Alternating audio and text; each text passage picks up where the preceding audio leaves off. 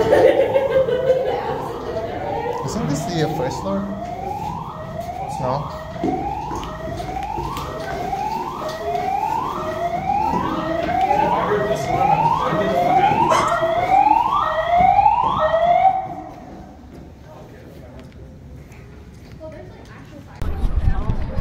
Hello everyone, welcome back sa vlog natin. Yan guys, oh.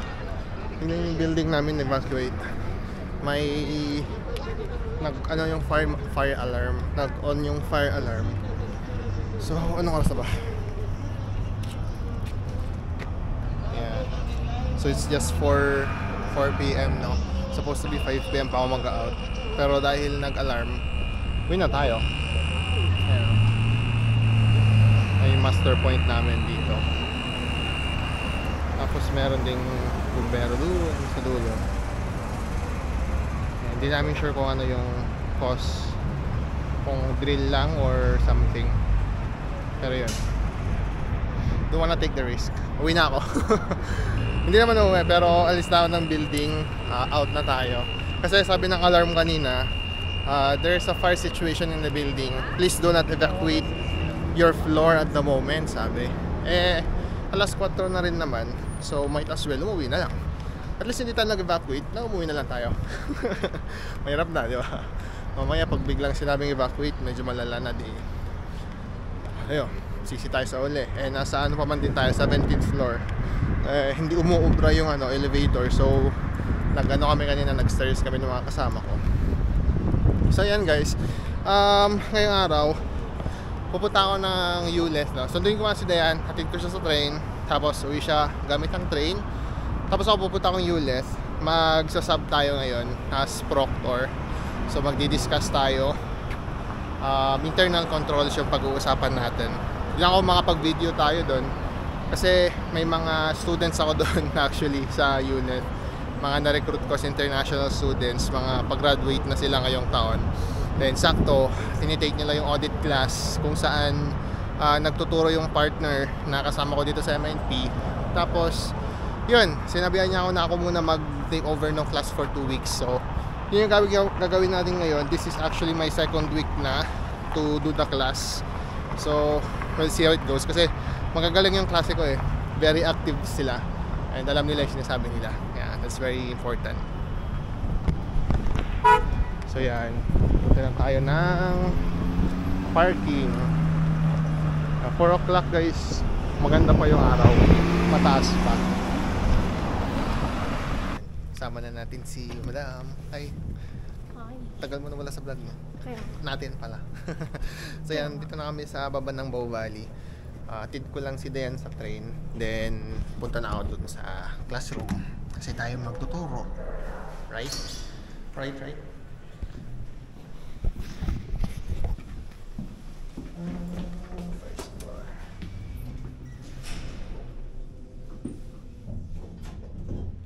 Yan, so ang tagal ko na rin hindi nakapunta dito. Last 2 weeks ago yung last, tapos yung pinaka-last na last is 2 years na, no babe, no? Halos almost 2 years na pala nung nagklase ako dito sa kasi diba yung ULEZ, dito siya sa Bow Valley campus, nakikipag-room. So dito yung room namin sa Bow Valley. Makikita ko yung mga students ko, yung mga international students na na-recruit natin.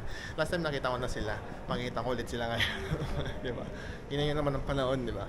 Ang bilis lang, parang dati estudyante lang. Ngayon magtuturo na tayo ng slight lang. Ayan o, diba very accessible yung Bow Valley or yung ULEZ kasi dito na yung train.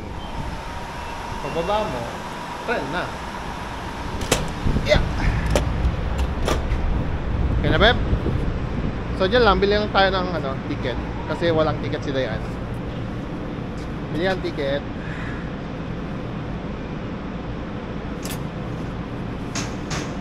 Yan, so pwede kayong bumili ng coins or ng coins or Mastercard or Visa, American Express or Interac.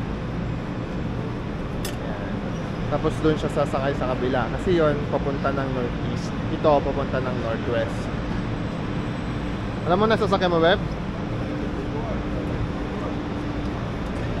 Saan mo na sasakyan mo? Ay! Wala na? Ayan na ba yan? Ayan na yung ano niya. Blue line. Oo na, pumunta na. Di ba rin marami naman? Bye! Marami. Bye-bye. Peace. Ingat, ingat. Text mo ko ah. Bye. Bye!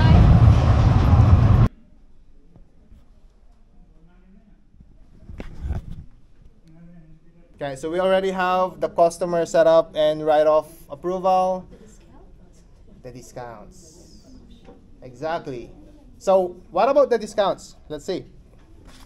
Paragraph 1, 2, 3, third to the last. Discounts were rarely authorized before you land the joint. So, anybody can give a discount.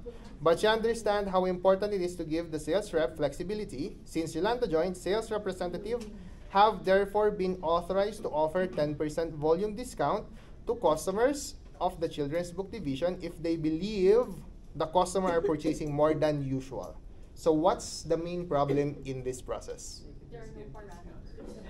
There is no parameters for that. Believe that they have more than usual. So what's the implication for the company? Okay, let's take a look at the last sentence here. Volume discounts of more than 10% must be approved by Yolanda. What does that mean? So a sales representative can actually give a discount of 9.99% without the need for approval, right? So what should we do here for internal control to avoid this? Let's set a policy or a guideline. How many volumes should a customer hit to get this certain discount, right? Having that guideline will help us like determine what's the actual discount is and if the customer actually. So yan, tapos na yung klase. Yan yung klase ko ngayon, no? Hindi prepared? Yan, dami na international student dito sa ULED. Dati dalawa lang kami ni Daisy. Tapos ngayon, grabe, dami na nila. Kaya, ayun, no? Ang dami, no? Ay, true? Kulang pa to. Grabe, I remember those days. Na dalawa lang kami. Ewan, maybe. Sa vlog mo. Tsaka yung iba na-recruit ko dito eh. Wow! So, from international student recruiter to teacher.